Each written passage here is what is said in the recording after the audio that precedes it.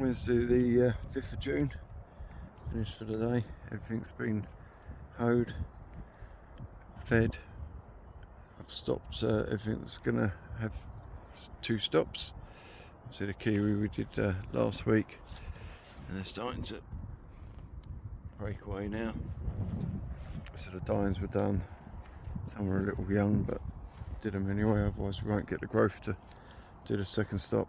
I always think about minimum 3 weeks, ideally 4 weeks regrowth before doing a second stop. The giants haven't been done, they're starting to fill out nicely now. Mary's done.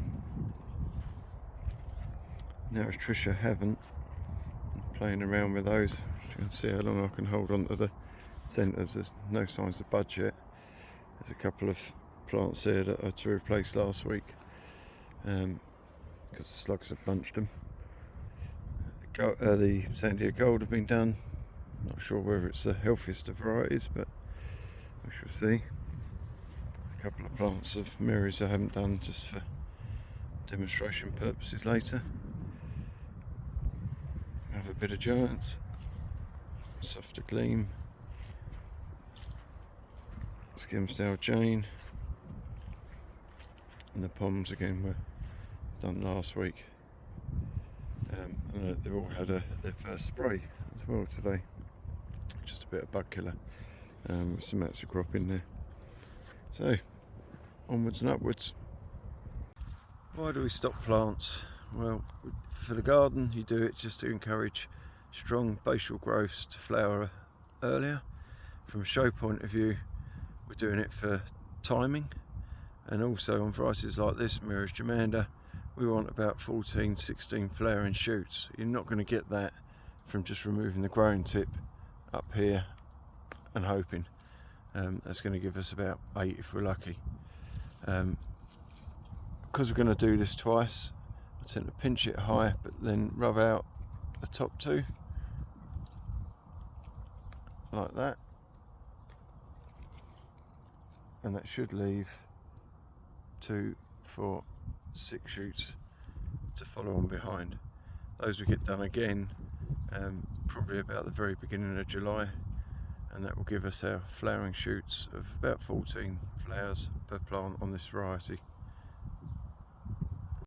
The other reason we do it is for timing. So this is Blighton Softer Gleam. We're only going to flower it about 8 up, so we could easily get that in one go, but this will bud, or would have budded before I wanted it to, and would have forced these side shoots out. So I know that if I go back to a very clean break, so a leaf joint that hasn't got a developed shoot in it, that will take about 2 months to flower. So beginning of July, end of June is the ideal time. If we held on for this, it wouldn't happen.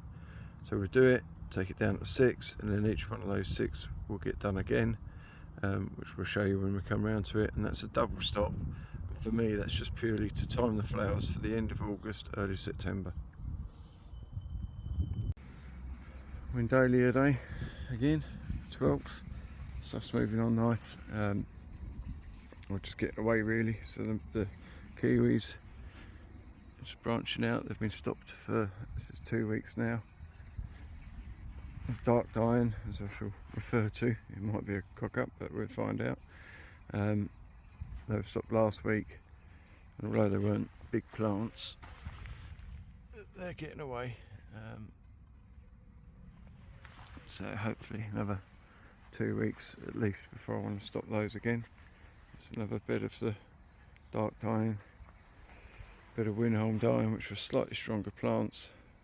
As you can see, they've got away better.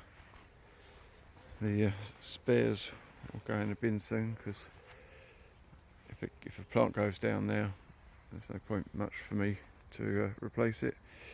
This bed is mostly the Aggies down there, coming down the upper end, with a few Louis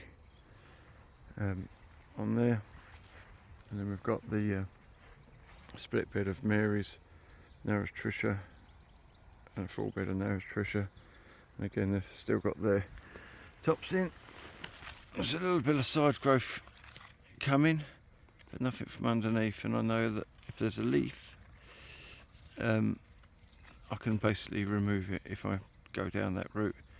So maybe next week I might start taking the tops out, removing some side shoots, knowing there's at least 2 pairs of leaves underground, and see what comes. It could work or it could not. Sandia gold, I've still got this mottling of foliage, but the new growth looks clean, so we just bear with it. Not much else I can do. Be nice for a cut flower if nothing else. Marys are really well away now from their first stop. This is probably a plant I showed being done a week later. And then this bed is mostly bryn down that side, coming down, and Louis down the other. Softer gleams, putting their arms out now and getting a bit of meat to them, which is good. Same softer gleams, Skelmersdale Jane, just coming away from their first stop. Skelmersdale there as well. And then we've got the poms, so they've had the first stop and they're starting to branch away. You always get this, some fly away more than others, and I'm more inclined, looking at that one, it's got quite a few shoots, probably too many. I only want about 6 if I show it properly, so I tend to level them up. I'll take out a couple, and normally the ones at the top, because they're the ones that will bud first, and just leave myself with about 6 shoots. There's still some more there. One's coming up from underneath, I'll have him out. That'll do for now, and I might tidy that up again later. But unlike most poms with Gertler, I just want to try and get 2 good stops into it, and then I'll just knock some buds back to get the right sort of numbers of flowering. If you treat it like a Willow's Violet or a Moor Place, you'll be chasing it for size. It'll always be small and a bit too lightweight for my liking anyway, for what I want to achieve. So I do control them fairly strictly. Right, see you next week. Wednesday the 19th of June. As you can see, some straws appeared on the plot. Plants are still a bit slow away, but they're getting away from that last stop. Hopefully we've got some warm weather coming. So with the straw, it's a bale per bed, which is about 24 plants, 26 plants. And I've been down here for about the last 4 hours. Everything's had a spray, put the straw in position, and I've done this plot, or as much of this plot as I want to do today. I will do some more on the other plot in a minute. As you can see, most of the plants have disappeared, but I've left the statutory space around the plant where I can. It goes on, pellets underneath, then the straw, and slug pellets on top. And then I'll just put a couple of cans of water over just to settle the dust and settle the straw down a bit. This is yet to be watered. I haven't done this bit because this is the narrows Trisha, and I want to be able to see the bottom leaves on these next week when I go through and stop them, just to make some decisions. I know if there's a bottom leaf with a little shoot on it, then that's the lowest joint above ground. There'll be at least 2 below it, so I don't want to cover the leaves at all or lose the bottom leaves, so leave me guessing what's underneath. We shall see what happens with these. Got my radio, Christmas present. The rest of it is doing okay. The giants, I haven't stopped yet. It's probably coming near their time, but they are starting to, although they've not budded. He says, he's probably thinking about it. There are shoots, as you can see, already forming down there, so I'm not in a rush to take the tops out, but I will do over the next week probably, and then just let 4 breaks come on each and take it from there. But hopefully I can get a few more beds strawed, and by this time next week I'll have it all done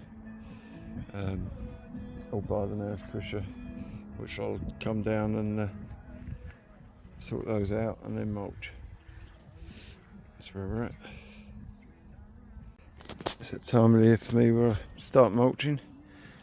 See that bed's been done, as is all that over there, so I'm just going to show you what I do.